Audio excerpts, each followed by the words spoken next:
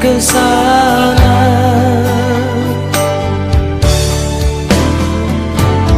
Oh Yerusalem, kota mulia, hatiku rindu ke sana.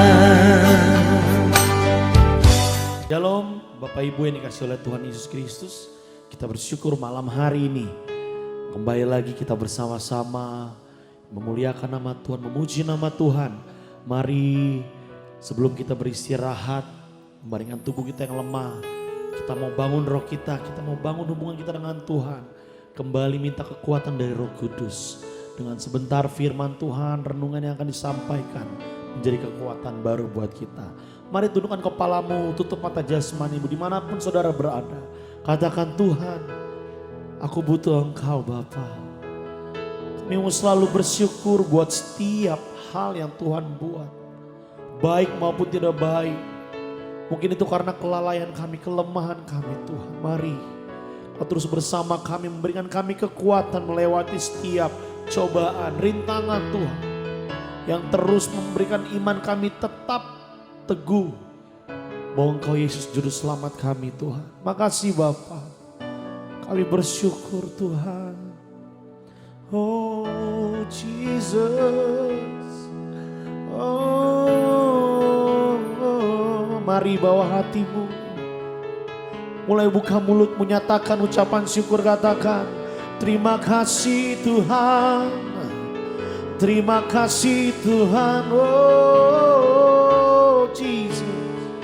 We thank you Lord, we thank you Lord, we thank you Lord. Buat setiap kebaikan-Mu kami bersyukur Tuhan. Kami naikkan pujian hanya bagi-Mu. Oh Jesus.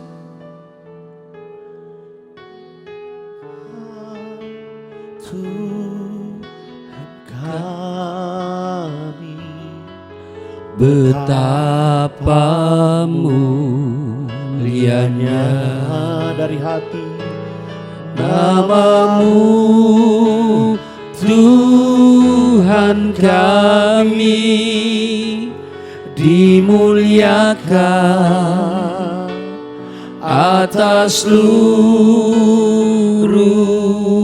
bumi. Ya Tuhan, Tuhan kami, betapa mulianya nama-Mu Tuhan kami, dimuliakan atas seluruh bumi.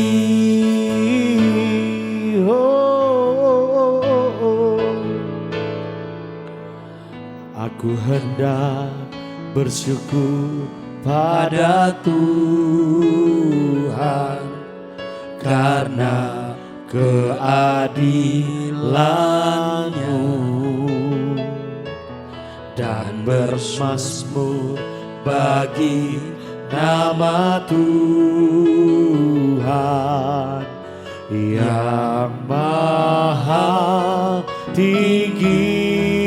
Oh ya Tuhan, Tuhan kami, betapa mulianya oh nama-Mu Tuhan kami, oh dimuliakan atas seluruh ya Tuhan, Tuhan kami, betapa mulianya nama-Mu Tuhan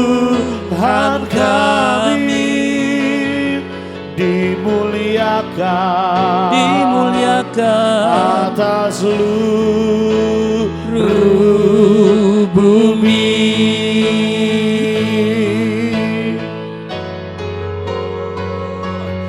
Ya Tuhan, Tuhan kami, betapa mulianya nama-Mu, Tuhan kami. Dimuliakan, dimuliakan, dimuliakan, ditinggikan, ditinggikan atas seluruh bumi. Oh, dimuliakan atas Indonesia, atas keluarga kami. Oh Tuhan, nama-Mu yang layak dipuji, ditinggikan. Yesus namanya, tiada yang seperti-Mu, seperti-Mu Tuhan. Haleluya, haleluya. Engkau baik, Engkau baik, tiada yang seperti-Mu Tuhan. Kau yang layak dipuji, disembah.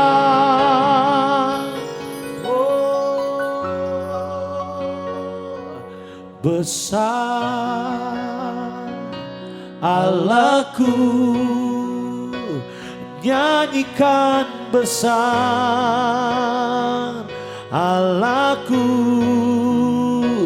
selamanya besar dan ajaib Tuhanku. Oh besar, haleluya, besar Allahku. Oh, nyanyikan besar Allahku, selamanya besar dan ajaib, selamanya besar dan ajaib, selamanya besar dan ajaib.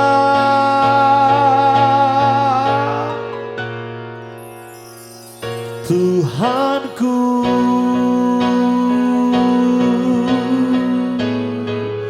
haleluya. Shalom saudara, kembali kita siapkan diri kita untuk membaca dan merenungkan firman Tuhan. Saudara, mari kita berdoa.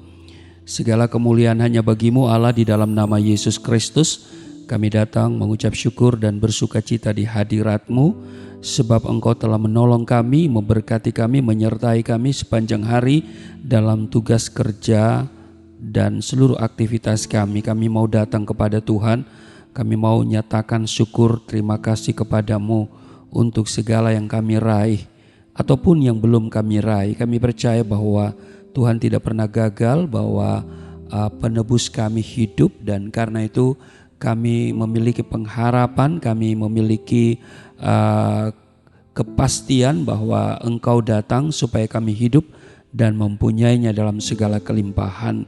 Sebab itu urapi kami ketika kami membaca dari firman-Mu, supaya apa yang kami baca itu benar kami mengerti dan bukan untuk kami lupakan. Di dalam nama Tuhan Yesus, haleluya, amin. Saudara, kita akan melihat sebetulnya satu pasal ya di dalam Ayub pasal 19.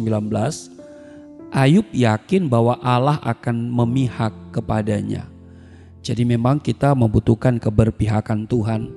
Sebab dengan keberpihakan Tuhan dalam hidup kita, kita akan tampil menjadi lebih daripada pemenang.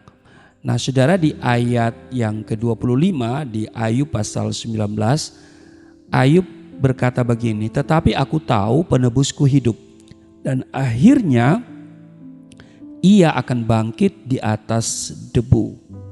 Ayub menolak untuk menyerah atas pergumulannya. Saudara, dia mau bangkit dan menyerang ketakutannya itu. Ia berkata kepada dirinya sendiri bahwa Tuhanku bangkit, dan karena itu dengan berkeyakinan seperti itu, ini akan membangkitkan imannya dan dia memperkatakan apa yang menjadi pengharapannya. Nah saudaraku yang kekasih, dia mengatakan bahwa penebusku hidup dan akhirnya ia akan bangkit di atas debu. Memang saudara, diperlukan usaha yang kuat bagi Ayub untuk berkata seperti itu. Tetapi justru perkataannya ini membangkitkan semangat dirinya untuk percaya dan terus berharap kepada Tuhan. Kita tahu Ayub adalah seorang yang benar menurut konfirmasi dari Tuhan. Dia seorang yang saleh. Dia juga orang yang diberkati, ya. Tapi juga Tuhan izinkan dia mengalami berbagai persoalan. Belum selesai persoalan yang satu, datang lagi persoalan yang lain. Tetapi saudara, dengan dia berkata bahwa aku tahu penebusku hidup dan akhirnya ia akan bangkit di atas debu, ini akan membangkitkan semangat berimannya dan dia akan terus memperkatakan apa yang menjadi pengharapannya itu. Saudaraku yang kekasih, coba saudara bayangkan keadaan Ayub saat itu. Tidak ada hal-hal yang baik di sekeliling hidupnya. Pada saat itu Ayub duduk dalam kemiskinan, padahal dia seorang yang kaya raya waktu itu ya. Konglomerat kalau saudara baca di Ayub pasal 1 ya. Nah saudara, penyakit pun menimpa sekujur tubuhnya. Penderitaan yang sangat berat dialami oleh Ayub. Anak-anaknya meninggal, ya kan? Kekayaannya ludes, bahkan tubuhnya penuh dengan borok. Teman-temannya pergi, bahkan istrinya pun meninggalkan dia. Nah saudara, tidak ada seorang pun yang memberinya kekuatan atau datang menopang dia dalam doa. Tetapi pada saat itulah saudara, Ayub berseru dengan nyaring, tetapi aku tahu penebusku hidup. Ayub tahu bahwa Allah peduli bahkan di dalam badai yang kuat sekalipun. Dia yakin Allah masih sanggup mendengar sebuah bisikan kecil dari jeritan hatinya yang terdalam. Ayub mendapatkan pengertian bahwa Allah adalah penebusnya yang hidup. Seorang pribadi yang bersedia dan sanggup memberikan pertolongan di saat dia tidak berdaya. Dia yakini bahwa Tuhan hidup dan karena itu akan menghidupkan dirinya. Ayub sedang melihat Allah yang bukan hanya sanggup melepaskan dirinya dari jeritan atau ya dari situasi kemiskinan, dari situasi sakit penyakit, kesepian dan kesedihan, tetapi juga Allah yang sanggup menyelamatkan dirinya dari kematian yang kekal. Saudara, inilah yang Ayub punya. Dia benar-benar sangat menyadari bahwa Allah hidup dan karena itu dia tidak sendirian, dia tidak bergumul sendiri. Di tengah-tengah penderitaannya, Ayub melihat pribadi Yesus Kristus sang penebus yang akan mati disalib untuk menebus dosa dunia. Saudara, kita bisa mengusir ketakutan dengan memperkatakan firman Tuhan yang dapat membangkitkan imanmu. Alkitab berkata bahwa apabila kita beribadah kepada Tuhan, Allah kita sanggup memberikan kita kekuatan untuk memperoleh kekuatan, kekayaan, juga pengharapan, dan termasuk kekuatan untuk menaklukkan sakit penyakit, kekuatan untuk bertambah banyak, ya, bukan kemandulan.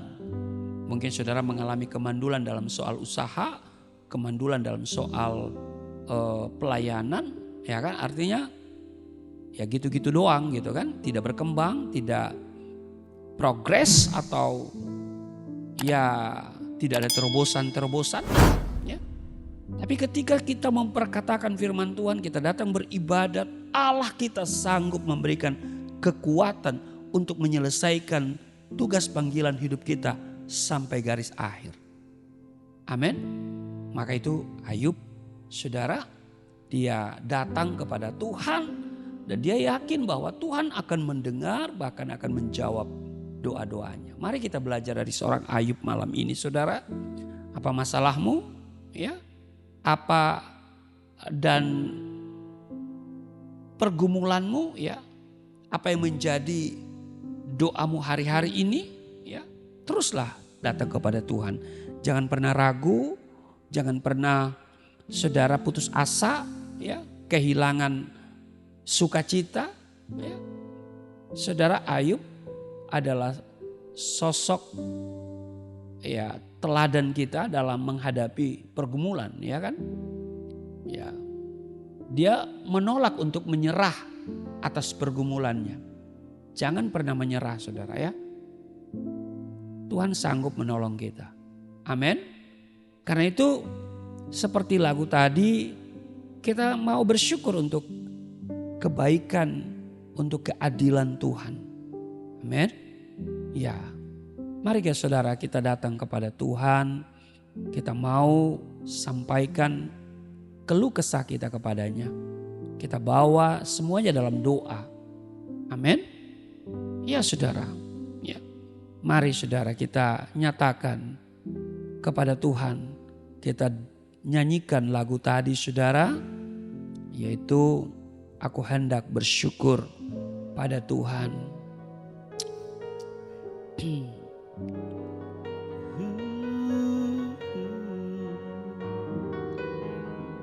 Haleluya. Aku hendak bersyukur pada Tuhan karena keadilannya dan bermazmur bagi nama Tuhan yang maha tinggi. Oh, ya Tuhan, Tuhan kami, betapa mulianya namamu, Tuhan kami, dimuliakan atas seluruh bumi. Tuhan kami, betapa mulianya, oh, namamu, Tuhan kami, dimuliakan atas seluruh bumi. Terima kasih Tuhan. Kami mau selalu bersyukur untuk kebaikan-Mu, bahwa Engkau yang senantiasa hadir dalam kehidupan kami. Engkau izinkan masalah kami alami dalam hidup ini sebagai ujian iman kami. Dan karena itu kami tidak akan pernah menyerah pada keadaan. Sebab kami punya Tuhan yang hidup,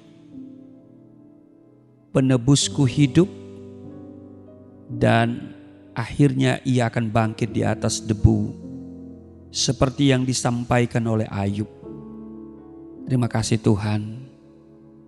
Berkati seluruh subscriber Galilea Network, seluruh sahabat Galilea dan jemaat Galilea Community of Christ, mereka yang bersama kami dalam syafaat bagi sahabat, doa dan syukur pada malam hari ini. Terima kasih Tuhan, tilik akan keberadaan kami semua.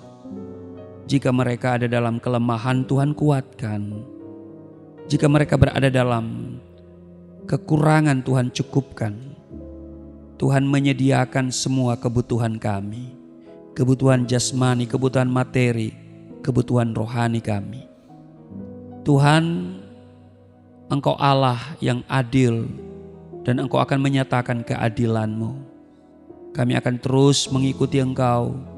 Sekalipun situasi di sekitar kami mungkin kurang bersahabat, mungkin pintu-pintu pertolongan dari manusia tertutup rapat, tetapi pertolongan dari Tuhan selalu nyata dan pintu pertolongan surga selalu terbuka bagi setiap kami.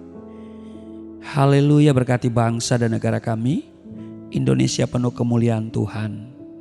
Terima kasih Tuhan, berkati setiap kami yang senantiasa merindukan dan menanti-nantikan Tuhan.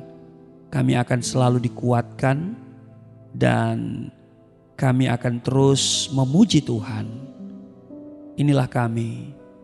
Terima kasih, berkati pekerjaan, rumah tangga, ekonomi, dan masa depan setiap sahabat Galilea yang terus setia mengikuti program syafaat bagi sahabat, syukur dan doa malam hari ini.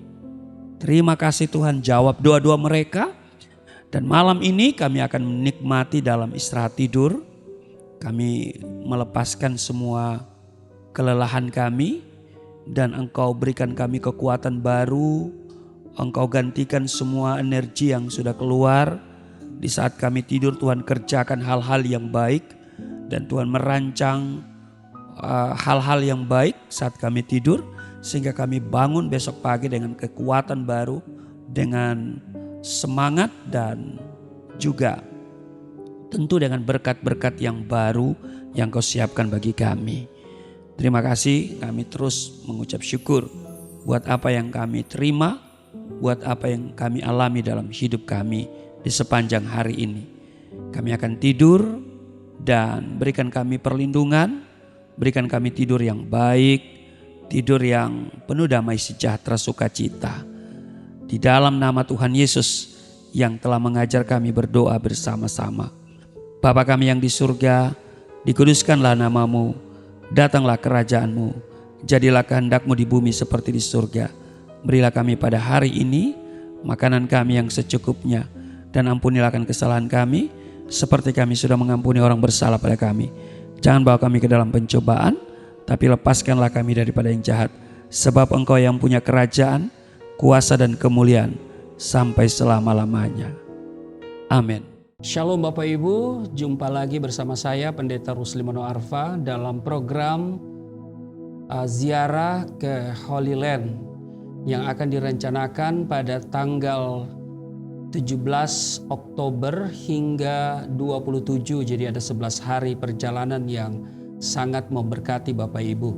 Nah saudara, tema yang selalu saya sampaikan untuk berziarah ke sana adalah menggali akar kekristenan.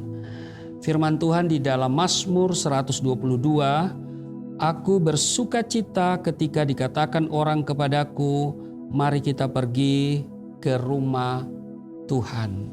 Saudara, perjalanan kita diawali dari Jakarta. Nah saudara, tentu kita mulai dengan Mesir ya. Di Mesir saudara ada banyak tempat yang cukup menarik untuk kita datangi. Selanjutnya kita akan meninggalkan Mesir dalam perjalanan menuju Israel. Kita akan melewati padang gurun Sin atau padang gurun Sinai, di mana setelah menyeberangi Laut Tebrau, pada waktu itu Musa dengan tongkatnya membelah air laut dan bangsa Israel berjalan di tengahnya. Nah tentu kita akan bermalam di Sharm el-Sheikh dan menikmati keindahan pantai sekaligus menjelajahi padang gurun, padang pasir yang mungkin menjadi hal yang langka di Indonesia, saudara ya. Dan selanjutnya kita akan ke perbatasan dan memasuki Israel.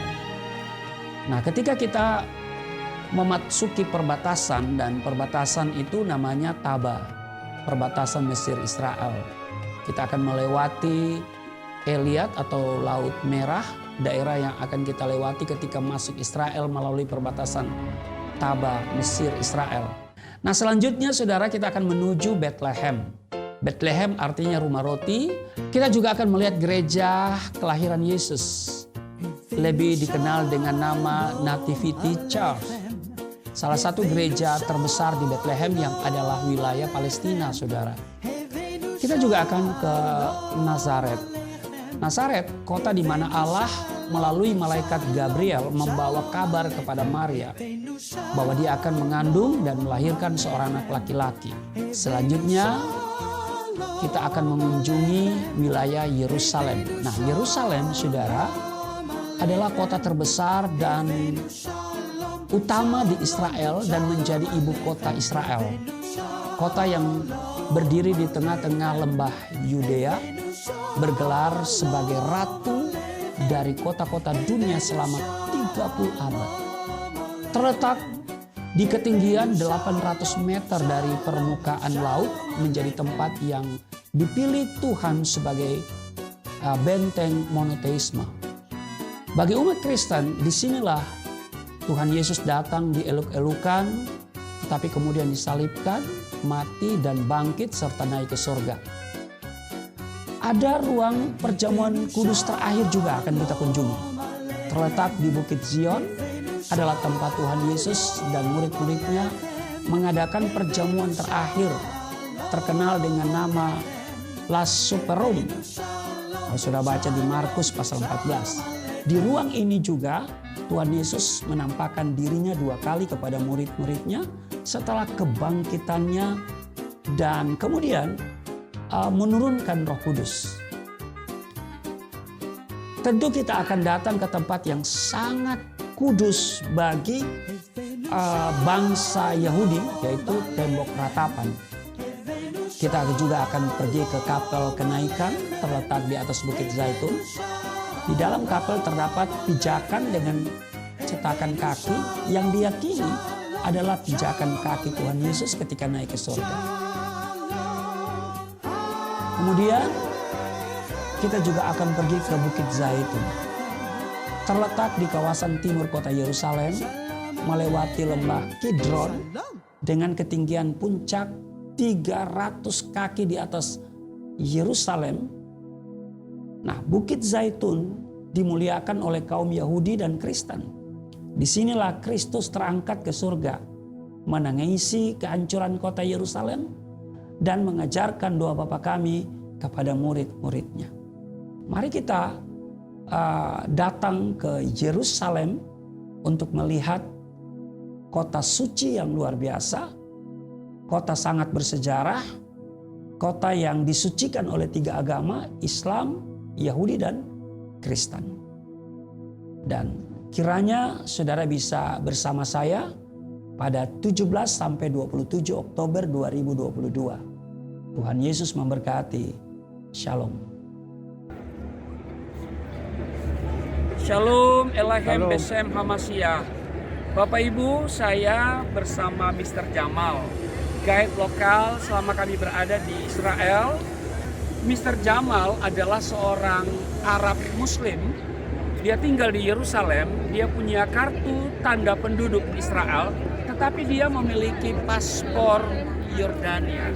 Nah, saat ini saya sedang berada di kawasan tersuci umat Yahudi di tembok ratapan. Lihat di sana, dan ada yang mereka lagi berdoa. Bapak Ibu yang berkerinduan datang ke tempat ini, daftarkan dirimu bersama saya, bersama Marian Tour and Travel.